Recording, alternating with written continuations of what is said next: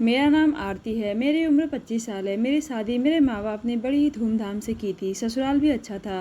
वो बहुत पैसे वाले लोग थे, लेकिन मेरा पति एक निकम्मा आदमी था जिसने मेरे साथ वो किया जिसकी मैंने कभी कल्पना भी नहीं की थी। आज आरती थकी हुई घर आई। उसका पति मोहन आज आरती के आते ही चाय नाश्ता सजाकर तैयार बैठा था। आरती ने गर्मा गर्म पकौड़े देखे तो थोड़ी गुस्से सी हो गई और कहने लगी, मेरी तनख्वाह वाले दिन तुम हमेशा पकौड़े और चाय लेकर मेरा इंतज़ार करते हो। इससे अच्छी बात यह होती कि तुम मुझे यह खबर सुनाते कि तुम्हारी नौकरी लग गई है, तो मुझे सबसे ज़्यादा खुशी होती। वह कहने लगा, अरे मेरी जान, मैं नौकरी करने के लिए नहीं बना। मेरे पापा ने तो मेरा साथ नहीं दिया।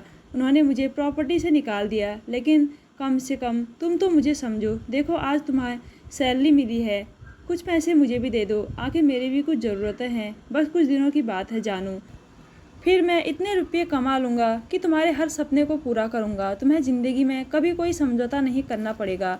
आरती अब समझौते वाली ज़िंदगी जीते जीते थक गई थी।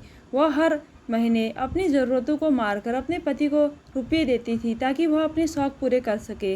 मोहन कहता था, मैं नया कारोबार शुरू करने के लिए इधर उधर भटकता हूँ, लेकिन उन्हें 3 साल हो गए और अभी तक उनका कारोबार शुरू नहीं हुआ था। तो अब आरती का मन भी थोड़ा उदास हो उठा था। शादी के शुरुआती के दिनों में जब आरती ने उसे काम पर जाने के लिए कहा, तो उसने कहा कि यह घर का ही कारोबार है, मुझे काम पर जाने की क्या ज़रूरत है, पापा है ना, वह तो सब कुछ देखते ही हैं। लेकिन धीरे धीरे जब उसके पापा भी उसे काम पर जाने के लिए कहने लगे, तब वह आनाकानी करने लगा। उसके आलसीपने को देखकर उसके पापा ने उसे घर से निकाल दिया था ताकि वह अपनी जिम्मेदारियों को समझ सके।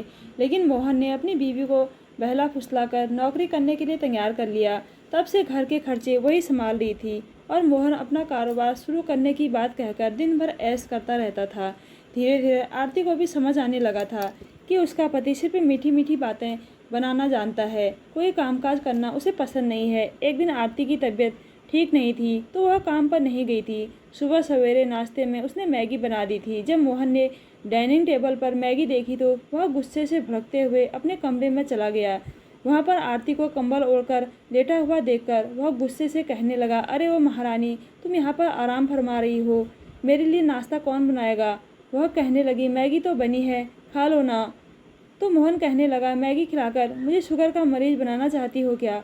उठो और मेरे लिए सब्जी और रोटी बनाओ। आरती बोली, सुनिए जी, मेरे हाथ में दर्द है इसलिए मैं सब्जी नहीं ला पाई, तो घर में कोई और सब्जी नहीं है और आज मुझे बुखार भी हो गया है, इसलिए मुझसे उठा नहीं जा रहा है। अभी मुझे आराम करने दीजिए।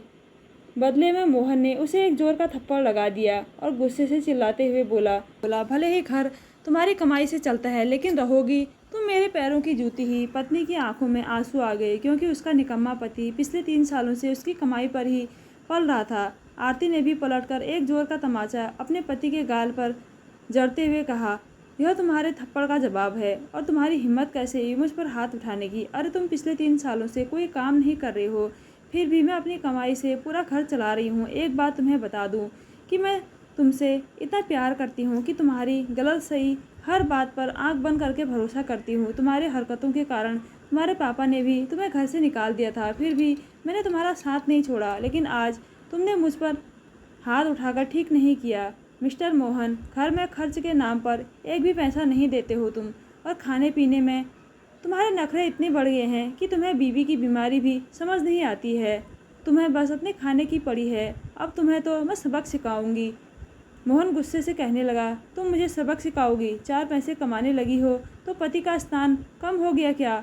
मैं बताता हूँ कि तुम मेरी ज़िंदगी में क्या औकात रखती हो। इतना कहकर उसने अपनी बेल्ट निकाली और उसे मारने की कोशिश करने लगा। आरती उसकी मार से बचने की कोशिश कर रही थी, लेकिन बीमारी में उसका शरीर वैसे ही कमज़ोर हो गया था और ऊपर से घर पर बैठ बैठकर खाकर मोहन इतना भारी भरकम हो गया था कि वह उसे संभालने नहीं संभल रहा था। जितनी भी देर मोहन का गुस्सा उस पर सवार रहा, उतनी देर उसके साथ मार पिटाई करता रहा, लेकिन हर एक बार की चोट के साथ आरती का निर्णय पक्का होता जा रहा था। उसकी आंखों में आंसू थे, लेकिन अब उसमें मोहन को सबक सिखाने का एक भूत सवार हो गया था।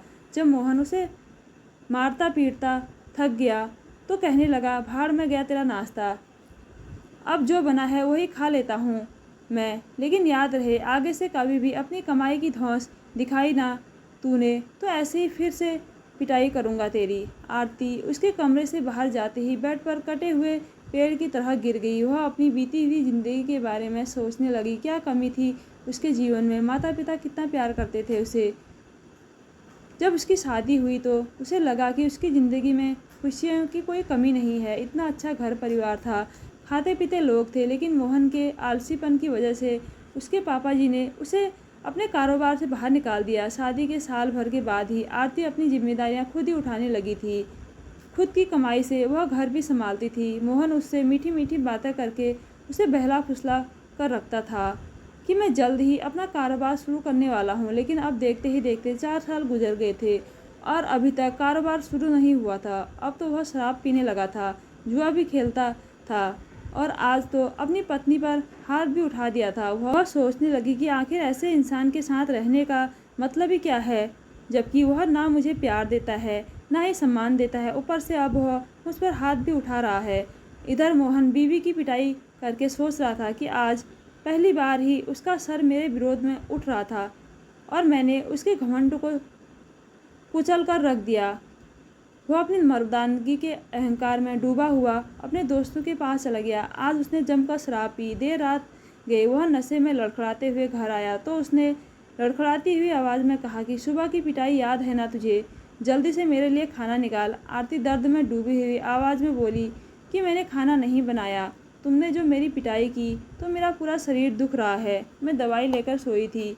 मोहन ने चिढ़कर एक जोर का तमाचा उसे फिर से मारते हुए कहा कि लगता है सुबह की पिटाई से तेरा मन नहीं भरा, एक बार फिर से तेरी पिटाई करनी पड़ेगी। आरती हाथ जोड़ते हुए बोली, नहीं नहीं, मुझे छोड़ दो, मैं अभी तुम्हारे लिए बढ़िया खाने का इंतज़ाम करती हूँ। इतना कहकर वह अपना मोबाइल हाथ में लिए हुए झट से रूम से बाहर चली गई। बाहर निकलकर उसने अपने आंसू पोंछते हुए तुरंत ही पुलिस को कॉल लगाया और अपनी सारी बात बताई।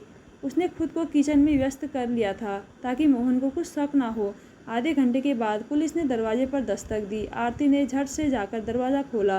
पुलिस ने जब उसके चोट के निशान देखे तो उन्होंने वहीं पर मोहन पर डंडे बरसाने शुरू कर दिए। आरती मुस्कुराते हुए उसे देख रही थी। मोहन पुलिस से हाथ पैर जोड़कर माफ़ी मांग रहा था और उस पर डंडे बरस रहे थे।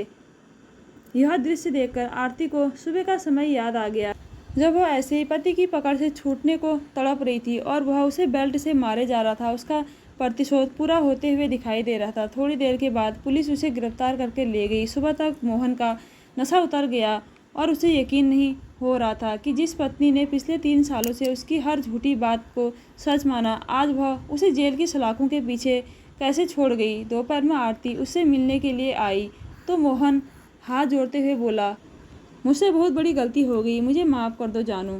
मुझे यहाँ से छुड़वाकर घर ले चलो, मैं पक्का कोई काम करूँगा, सारे काम का बोझ तुम पर नहीं आएगा, हम दोनों मिलकर अपनी गृहस्थी संवारेंगे। आरती मुस्कुराते हुए बोली कि मैं पिछले 3 सालों से तुम्हारी झूठी प्यार की बातों में बेवकूफ़ बन रही थी। अरे तुम्हारे पापा तक ने तुम्हारा साथ नहीं दिया, तुम्हें घर से निकाल दिया, लेकिन मैं तुम्हारा साथ देती रही। इसका यही सिला दिया तुमने, मुझे थप्पड़ मारा, मेरे साथ मारपीट की। क्या मैं यही डिजर्व करती थी? क्या मेरे बीमार होने पर तुम अपने खाने से थोड़ा समझौता नहीं कर सकते थे कि तुमने मेरी मार पिटाई कर दी? मैं तो पैरों की जूती हूँ ना, तो अब यह जूती तुम्हारे सर पर पड़ रही है तो तुम्हें तकलीफ़ क्यों हो रही है?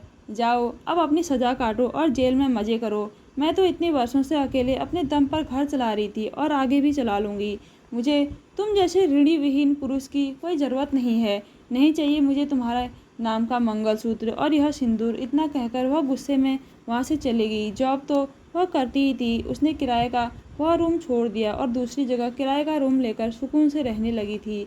साथ ही उसने तलाक की प्रक्रिया भी शुरू करवा दी थी। उसका तलाक भी हुआ। अपने आलस और गलत आदतों की वजह से आज मोहन जेल की सलाखों के पीछे था, वरना अगर वह पत्नी के साथ मिलकर अपनी गृहस्थी चला रहा होता तो ना तो उसके पापा उसे घर से निकालते और ना ही आज वह जेल की सलाखों के पीछे होता। दोस्तों, मनुष्य किसी को कुछ दिनों तक बेवकूफ़ बना सकता है, लेकिन अपने कर्मों को धोखा नहीं दे सकता। कर्मों का फल तो उसे भोगना ही पड़ता है। Thanks for watching.